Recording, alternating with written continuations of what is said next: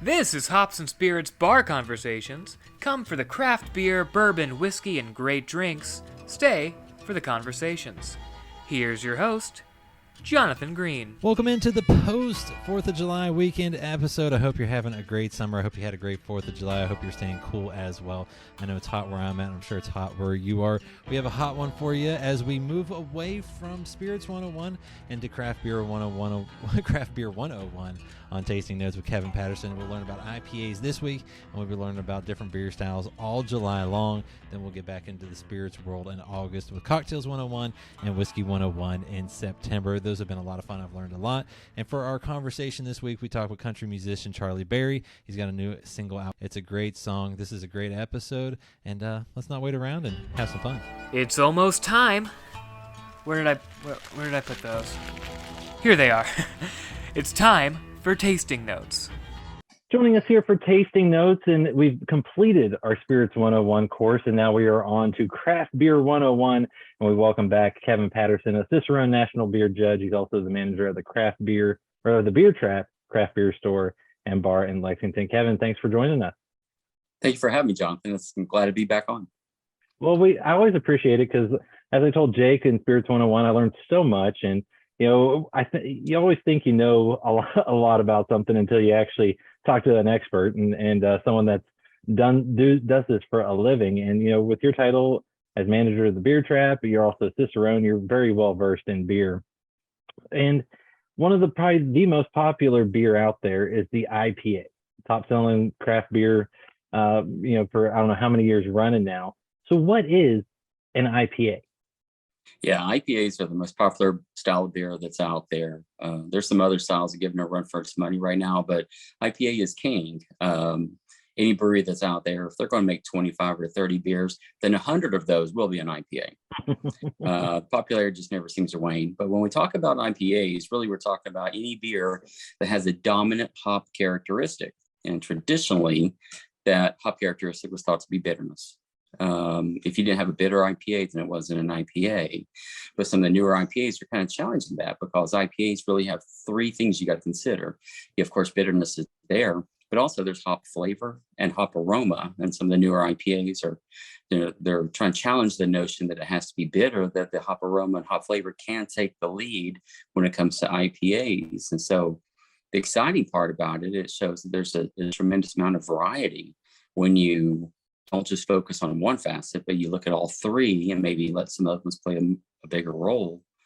But it's also hindering in that they've become so popular now. It seems like everything wants to be a little bit more aromatic, want to be a little bit more flavorful, and they've really arranged the recipe completely to cater to that. So now there's some fans that prefer the bitter stuff. They're having a hard time finding new products on the market that'll allow that bitterness to shine like they used to. Well, and I was going to say, I mean, when someone says a traditional IPA, which, IPA, Indian Pale Ale, what that is more of that bitter, like Lexington, where I'm based and you are as well, that I think of the West Sixth IPA, it's a very traditional classic IPA. I mean, is that if they ask for a traditional IPA, that's probably what they're going to get, right? It depends on how far back in tradition you want to reach. Of course, the English, they have the versions of IPAs that kind of cater to the India trade route. But then once the Americans, some of our early pioneers in American brewery, like the brewers of Great Lakes, of Founders, and some of those guys, Sierra Nevada, Boston Beer Company, Jim Cook, those guys found inspiration from some of those old recipes that they had found. So they made their versions, which did taste a lot like English IPAs because there was no common history to draw from. So they look back a couple of hundred years prior to those recipes. So if you reach back really far in tradition, then a lot of our IPAs would taste a little bit more what we call the Midwestern IPA, which does have a leading hop characteristic, but also has a lot of malt backbone with it as well. So there's some semblance of balance. Once that style traveled to the West Coast and the ingredients were harder to get from Europe and they weren't fresh, they decided, let's cultivate some of this stuff ourselves. And that's where the West Coast hops came into play. And that's whenever the folks out there like those flavors so well, they're like, well, let's just see how dominant we can make the bitterness. And so that's when they try to dry the beer out excessively with very little malt backbone and extreme hop bitterness. And that's when people start saying, I don't think I like IPAs because they just taste like pine sol and cannabis and these sort of things. And that was off-putting to some folks. And so that was the West Coast IPA that really reigned true really for the last 20 years up until the hazy stuff came along. And I was gonna say, I mean, if someone hears the term of West Coast style IPA, what are they getting these days? The West Coast IPA is the most out of balance style of any beer that's out there. And it's intentionally that way. In that regard, you're trying to use the mashing process, the malting process, and some other brewing techniques to try to minimize the effects of the malt so that the hop characteristic, especially the bitterness, can stand out to the greatest degree, making it the most out of balance style there is. So you're looking at excessive hop bitterness and very low malt contribution. You'll always need a little bit of a malt to keep the beer from basically being an alcoholic hop tea. But however, people think they want just a bone dry West Coast IPA. And the fans that like those styles, they probably like the beer because of its dry, refreshing, crisp, clean characteristic, more so than they even like the bitterness. It just so happens the bitterness comes along with it. And then you kind of touched on this, because as we continue to look at and talk about IPAs, on our next one, we'll look further in at the varying styles that have come along here recently. But there's also other styles of IPA that kind of play off of that, a traditional one. I think of like a double and a triple. What are those, and what should people probably expect with those? Yeah, one of the fun stories that I have with customers is they'll come in, my friends, they all like these bitter IPAs. I can't seem to get into them. What should I try to help bridge that gap? And I said, well, you should try an Imperial IPA. Like, are you crazy? I don't like the regular ones. Why do I want a stronger one? Well, the deal is you can't make an Imperial IPA any more bitter than you can a standard strength IPA.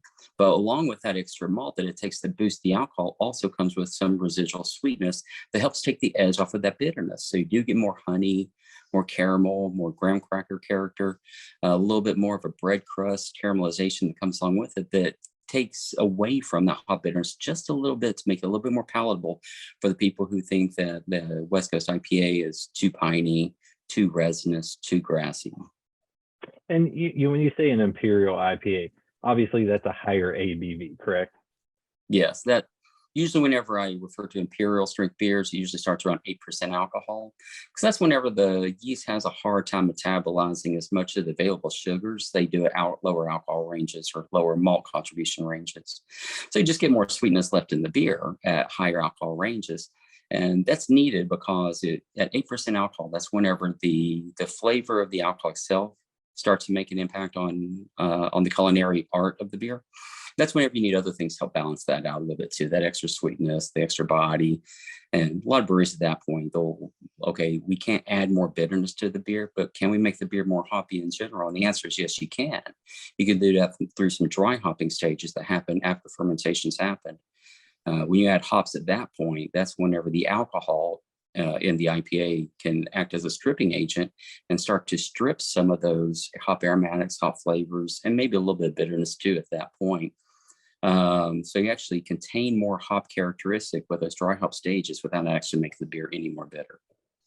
And then, if someone goes to a brewery and does see, a double IPA or a triple IPA, what does that mean? Because that's still an Imperial IPA for the most part.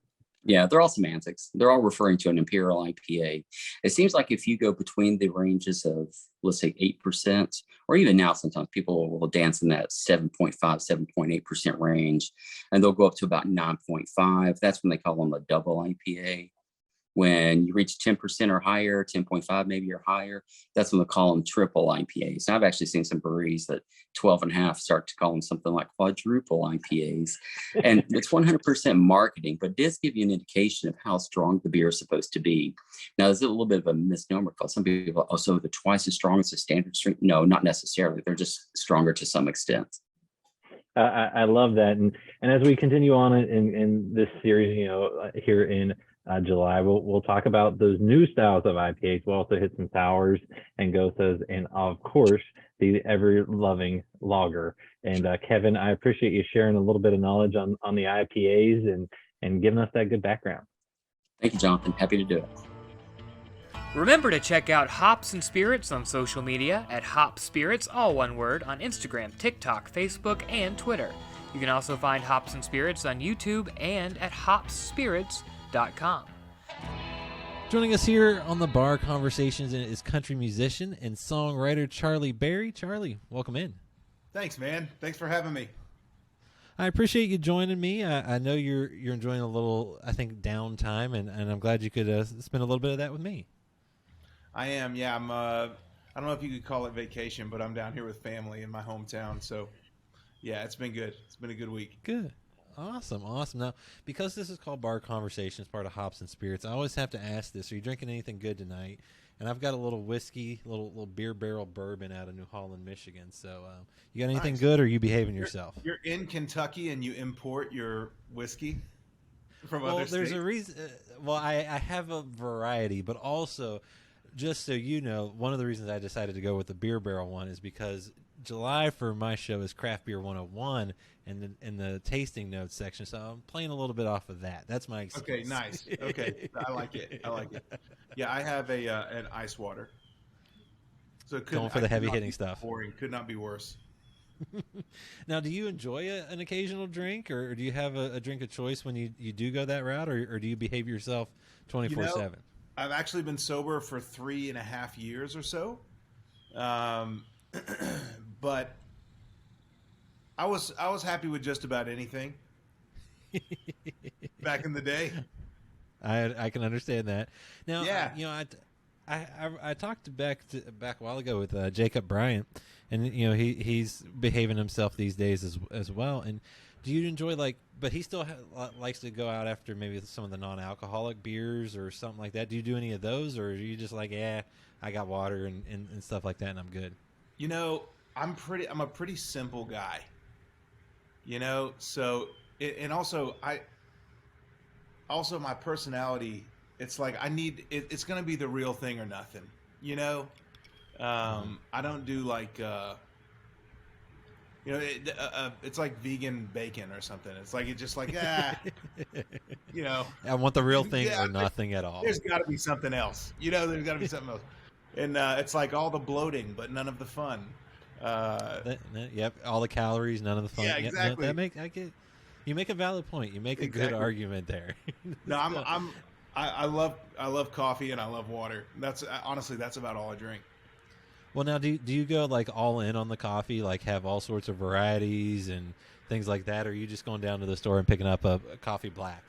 Okay, so I got recently the band I hired to go to Chicago with me to play Joe's bar up there.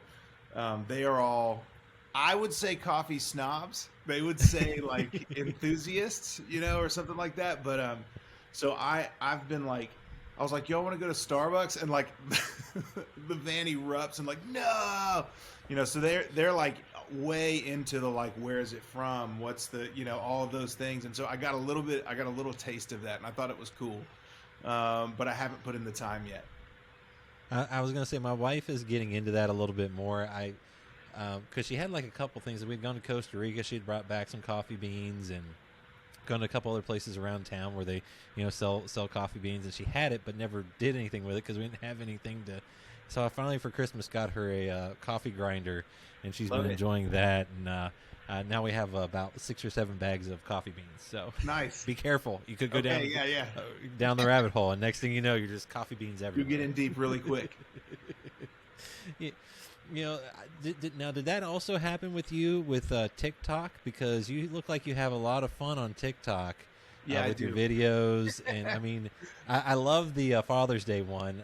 Was that hard for you to pull off, or did you have all of that ready to go? Well, okay, so I was it was 3 p.m. I was like, I need to post something, and I walked in and found my wife, and I said, hey, I need you to take a couple videos of me doing dad stuff. And it was kind of her idea. I was like, what should I do? And she's like, we need to get mowing the lawn, the thermostat, you checking the tires, and grilling or whatever. And I had a couple others, and she was like, no, that's not gonna fly. I was like, okay. So yeah, she helped me out with that, and she was the camera woman for that. And and quality control as well. So it's been fun. I love throwing those things together. I was gonna say I love that one. That was a lot of fun. I also have to ask, did you ever find the pool at the motel? I mean, I just want to know, was there ever a pool at that motel? Hey man, if there was even a motel, I didn't see it. You know, it's like, for some context, I did a photo shoot out at this. I guess it used to be a motel. I mean, I know it used to be a motel, but it's since been torn down. But there's a really cool neon sign that we took pictures in front of, and it says there are phone. It said something about like phone. There are phones in the room. You don't even have to go to the front desk to use the phone, which is great. And then there's a pool. So all the modern amenities you could dream of. So apparently this was a great place back in the day. I was gonna say it's definitely a throwback to a different time. Absolutely. You know, when you're coming up with stuff or sharing stuff, I mean, is it ever awkward for you, or is it just a lot of fun and a way to kind of just, you know, do something a little different? With TikTok and stuff? Yeah. It's completely awkward. It's completely awkward. I'm definitely getting used to it. I think, you know, it's almost easier to do the thing like the Father's Day video or playing a song or something like that. What really was, again, it's getting better, but like what was really tough for me is like just talking. No one else is around, and you're just talking, you know, to your phone or whatever. That felt so weird to me, and it's just something I had to get used to, you know. But I think having a positive response from it helps. Watching it connect with people really helps, and it's like, okay, it's worth the awkwardness to like give a piece of myself to the audience. You know, it's like that's worth it for me. But yes, absolutely very awkward. Like, is that what I look like when I talk? Like, should I work on this? You're doing great. You're doing great. Thank you. Like I said, it was a lot of fun to kind of just scroll through, and you also share a lot about, I think, your life and stuff on social media. And you're a dad. And you got a 4-year-old daughter, correct? Yeah, I am. Yeah. What's that like? I mean, I've got a 3.5-year-old. So what do I got to look forward to? It just keeps getting better, man. It's really it's amazing, you know. And there are. We're kind of going through one right now, but there are little phases where they just leap forward in development, and it's like you'll go in and they'll wake up one day and they walk in. There's just more of them there. It's like I can see that there's.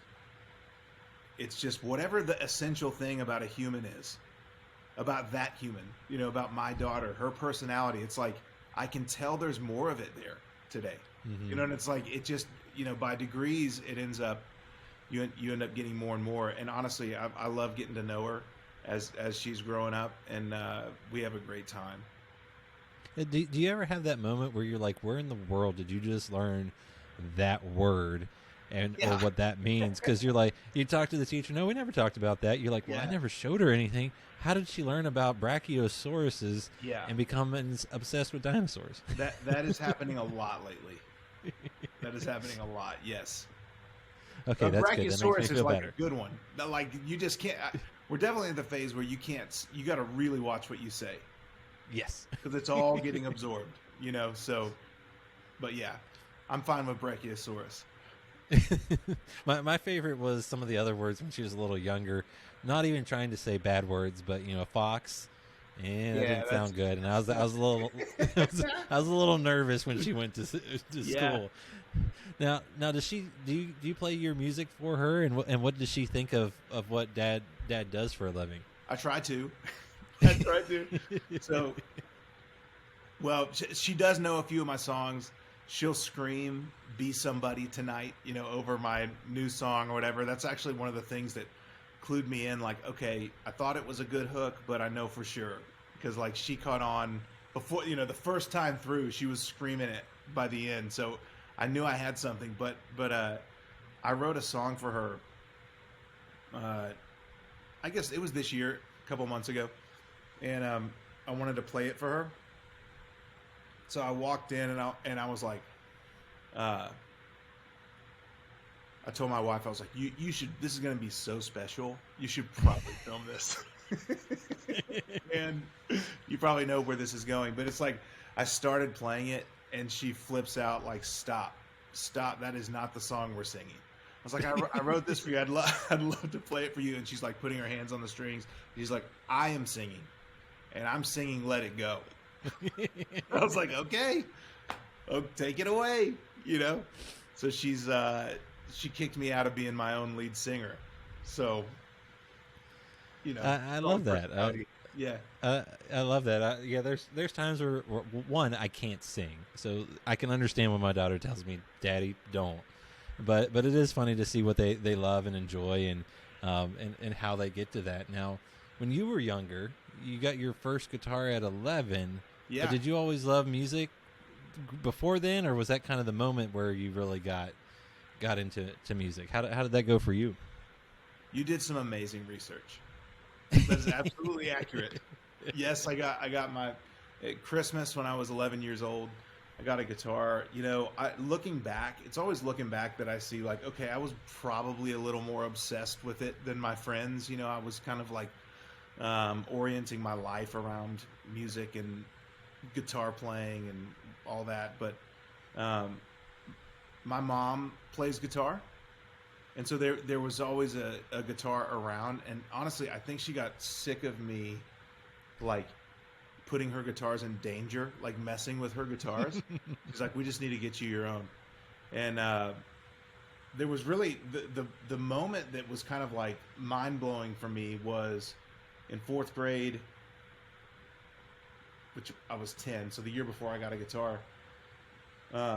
Sitting in the back of a Suburban, hearing Sweet Home Alabama, which wasn't played in my house. It was kind of like, you know, it was even kind of a overplayed.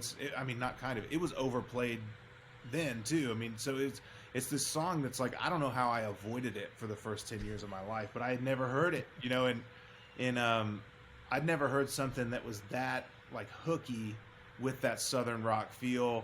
And I think, I mean, I've said this before, but I think I may have drooled. Like I was like, oh, what is this? And I think I had the audacity to think, I think I can do that. You know, I remember thinking, I think I can probably do that. Like I could be into that. So yeah, then got a guitar the next year, and that was the first song I learned was Sweet Home Alabama. And I mean, like, did you talked about it, you know, like maybe this is something I can do, but when did you kind of go, okay, this is something I really want to do, and, you know, kind of not maybe make it a career yet, but, you know, go do gigs and things like that?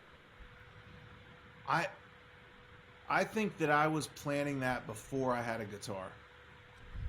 So I was like, before when I was getting a guitar, when I had asked for a guitar for Christmas, I was trying to get my friends like, hey, you should get drums. You should get a bass, and we're gonna make a band, you know. And it was like, and of course they didn't, you know. They were like, I'm getting a Sega Genesis game, but yeah, I was always trying to put a band together and make rock music, you know. So I was always kind of, it was never just, honestly, I don't approach anything like this where it's like, oh, I just have a little fun, you know what I mean? It's like if I can't get it. I mean, I can't get into something unless it's like, could I potentially be a professional at this? Yes. Okay, let's go bowling. You know, it's like, so it's either 0 or 100. Pretty much. I have to watch myself with it, but yes, that's pretty much it. But I think that there were kind of, you know, little moments that confirmed what I thought of. I'm heading that way.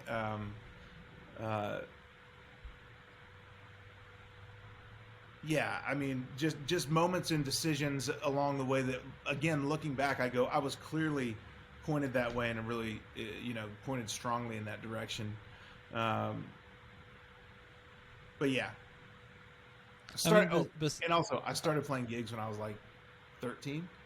Okay, so yeah, you weren't kidding. It was 0 or 100, and yeah. This is what you were destined to do. And you know, you talked about like Sweet Home Alabama having that massive influence on you. I mean, what other artists or songs or genres were kind of like influencing you along the way?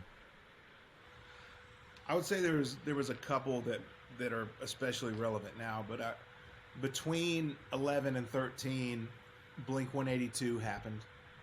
And so that 13-year-old band was like every Blink-182 song. That's like what we played.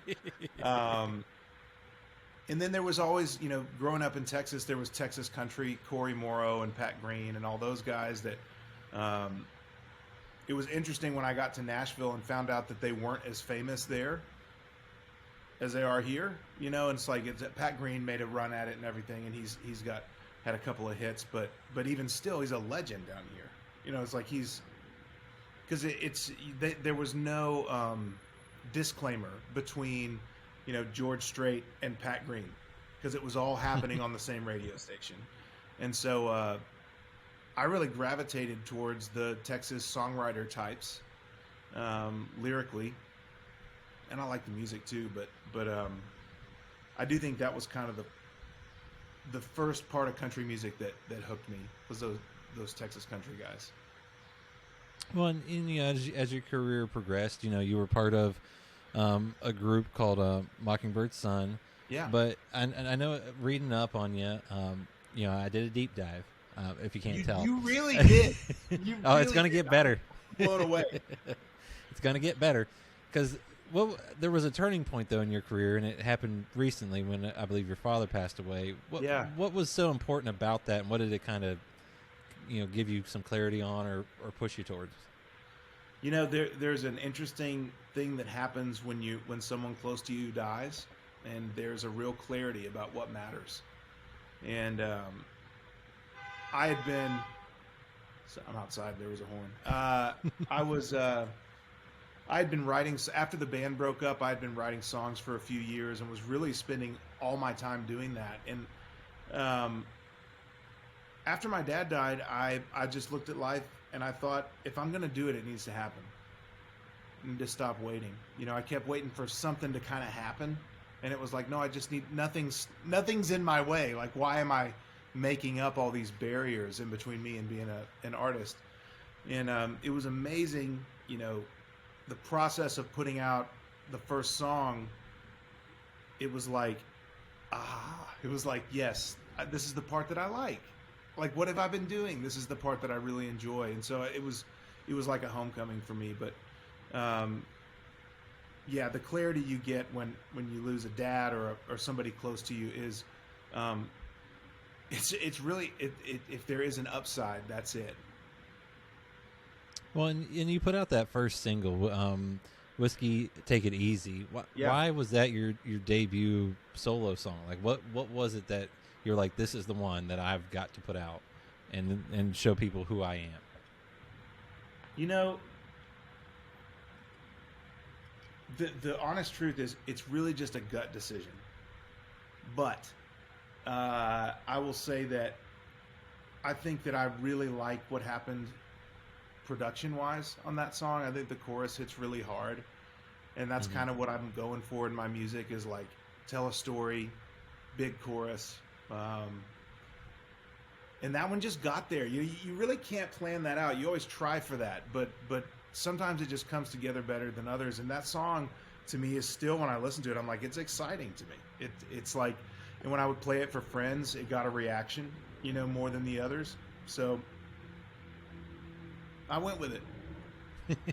Well, I liked it. I enjoy it, and I think it was a great introduction. So I mean, were you looking at several other songs during that time too, to figure out what would be number one for you? Yes. So I had four. I had four ready to go, and they've all since come out. I had Whiskey Take It Easy. I had Everything But Love, which I did end up putting out second. I had Something About Airports, which was third. And I had Outskirts of Grace.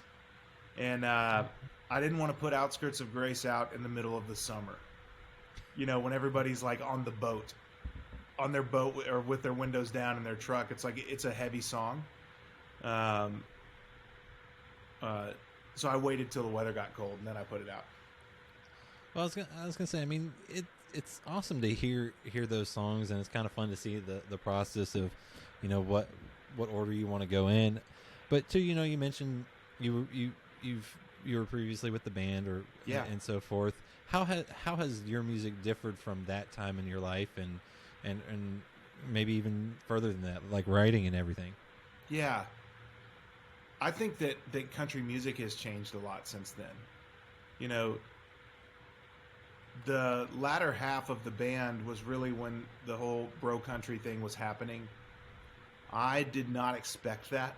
You know, when it happened, it was a totally different style of writing that has now been kind of completely incorporated into country music, and you know, all those Florida Georgia Line songs, they're really clever, you know, and that became a, you know, you started hearing that more. But as far as the different stuff from the band, you know, the band really focused on vocal harmony.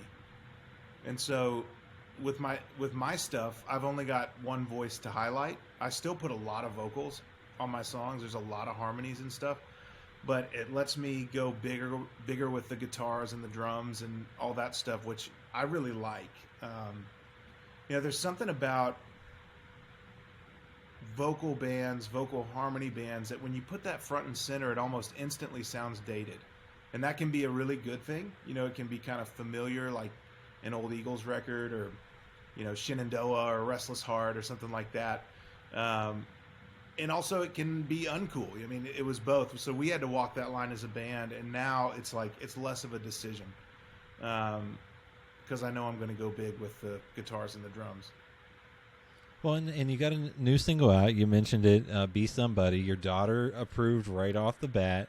Yeah, It's she a loved it. great song. It's one that can get stuck in your head. Can you talk about that and how it came together, and what led you to putting that one out? So that was a song that I wrote by myself. I'm not sure why I needed to do that, but I did. You know, when I got to Nashville, I learned how to co-write, and it's a really different skill than writing by yourself. It's you talk through a lot of ideas, and you try to end up at somewhere that, you know, with a great song, but it feels really different than writing a song by yourself. And I was worried I had forgotten how to write a song by myself, because I was co-writing so much. I was like, I need to write one by myself, and I need to write a good one by myself. Like, I need to not quit until it's good. And I wrote that song maybe 4 or 5 times, and you know, have all different versions. It would be hilarious to play them sometime, but That could be another TikTok. Yeah, well, I mean, yeah, and it's just, you know, it's kind of like the same idea, but like the lines are all twisted around, and it's like, why would you think that was the? Anyway, I do think I ended up with the best version of it, but yeah, it was another one that when I went to produce it, I had just that idea of, I've never said this in public before, but when Meatloaf died, I was listening to his stuff, and there are moments in his music that are so rock and roll to me. You know, they're so theatrical and huge and rock and roll. And so some of the inspiration was Meatloaf. And but yeah, mostly really worked hard on that lyric, and really worked hard at writing one by myself and putting one out that was just a solo co-write. So, I mean, I was gonna say, you know, when you're going through that writing process, one, to do a solo is impressive, because I mean, now when you first start out, it's a little different. But I mean, like you said, you've been doing this professionally as a songwriter and co-writing and stuff like that. Was it? What's that process for you like when you're going in and writing, whether it's by yourself or with others? Is it ideas? Is it hooks? Or I don't want you to give me the secret ingredient, but I mean, what's that process like? If I knew it, I'd share it. I don't. There is a part of songwriting that's still magic to me, that somehow it ends up being more than the words and the music, you know, put together. And it's about as close to magic, I think, as we have on earth. For as far as the process, I'm always looking for a song. It comes from everywhere. You know, that you can turn almost anything into music and a song. It's just a matter of perspective and mood. You know, like seeing the humanity in a situation that you've never seen it in before, which is how Airports came around, or Something About Airports. My song. It was zooming into this kind of incredibly human experience of being in an airport that is not fun.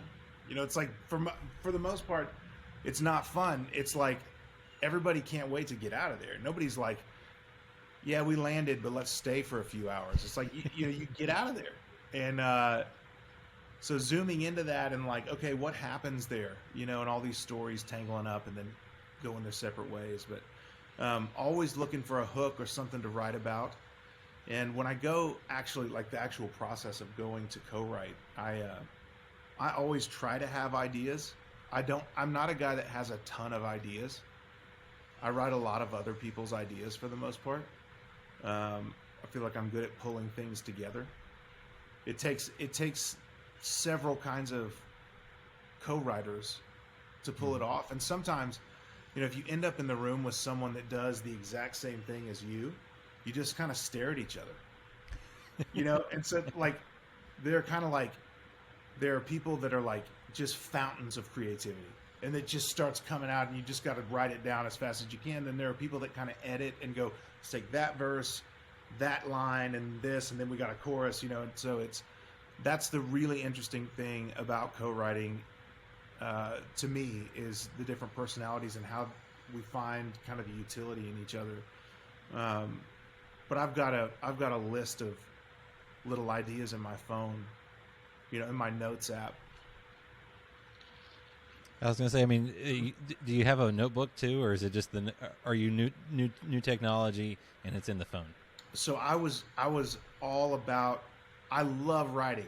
I actually really like writing things by hand. It uses like a different part of your brain than typing or whatever.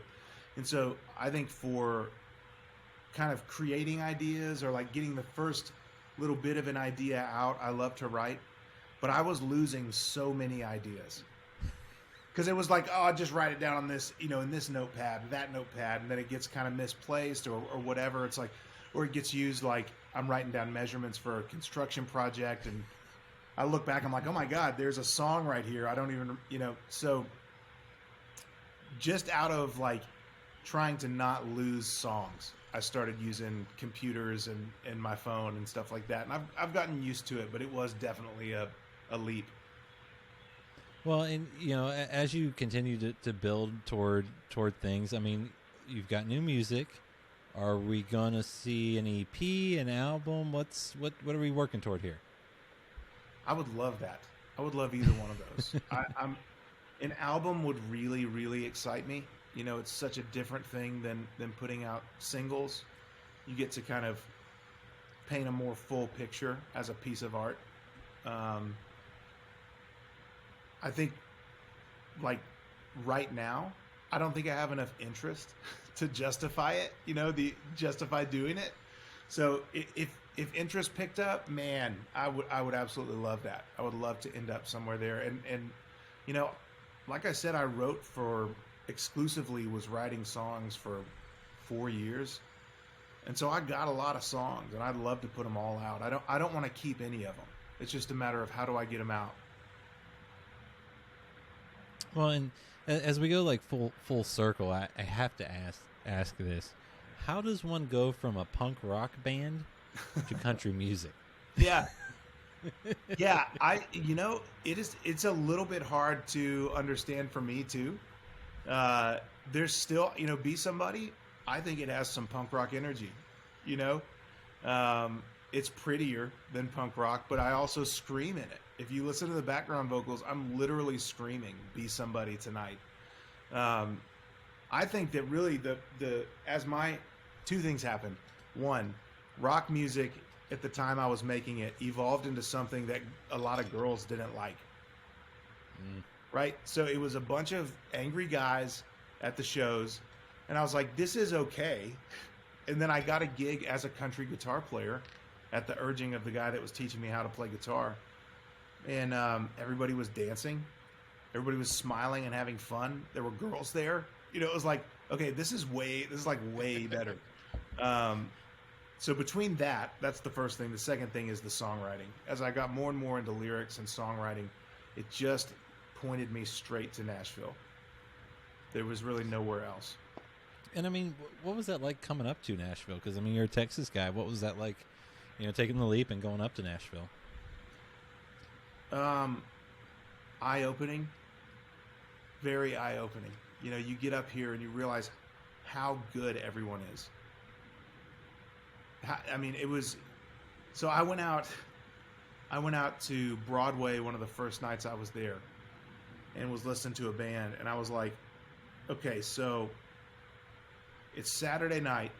These guys are not on the road, right? So so if you just do the math, okay, most of the guys that are the top guys, they're out on the road. They've got a gig. They're out with Jason Aldean or whatever, they're not down here. So I'm like, okay, so this is maybe still A team, but it's not the top. And these guys are amazing. Like I was like, I don't have a chance. And I knew I had to buckle down. I do think that's the moment when people kind of pack it up. That's the first. There's a lot of moments where people pack it up, but I think that's the first one they go, I got no business here. And I definitely had that moment. I did find out later when I was recording a demo at the Ruckus Room and recognized one of the guys from that set. And as it turns out, it was Reba McEntire's band. That made you feel a little better. Yeah, so I was like, okay. But it served its purpose, man. It made me buckle down big time to improve what I was doing, You really, it holds you up to the light. You just can't pretend. Well, and as you kind of, work towards everything, and, we're halfway through the year, and I'm sure you got some other things planned for the rest of 2022. What can folks expect from you the rest of the year and going forward? More music, always. Like I said, I got a lot of songs that are backlogged, and I really want to get them all out. I'd love to put out a quadruple album, but it doesn't make sense to right now. I'm on TikTok, which was a big shift for me. I was kind of like, I'll never do that.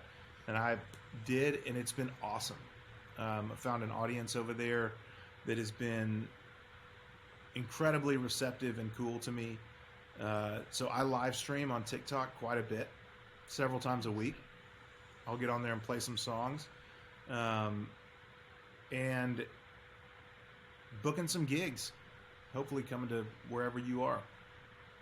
I love that. And if folks want to find more, charlieberrymusic.com, and Charlie is CHARLIE. Do you get mad if someone puts a Y in there, or are you okay with that and just go, it happens? I don't know about mad. That would be perturbed. Nah, man. It's I forgive a lot of spelling errors. I have to. But you can find him at charlieberrymusic.com. Also, all of his social handles he's very smart. Charlie Berry Music, all across the board, and I love that. And Charlie, dude, this has been a blast. I appreciate you sharing a very hard drink of water and yes. And a lot of your journey. Tell us about the whiskey before we go. Tell what do you like about it? It's wonderful. I'll be honest. They're more known for their beer. If you've ever heard of Gotcha. Dragon's Milk and things like Okay. that, that's these guys. But surprisingly, for an 80 proof bourbon, it's got some flavor. I approve. I approve. I've Cool. had a couple pours, and I need to probably behave myself as we wrap up. Why would you do that? Yeah. I got to go to work tomorrow, so I True. got to behave myself. True. But Charlie, man, this was a blast, and I appreciate the time. Dude, thank you so much. Thank you for the research you did. This was awesome. This was really cool. Thank you.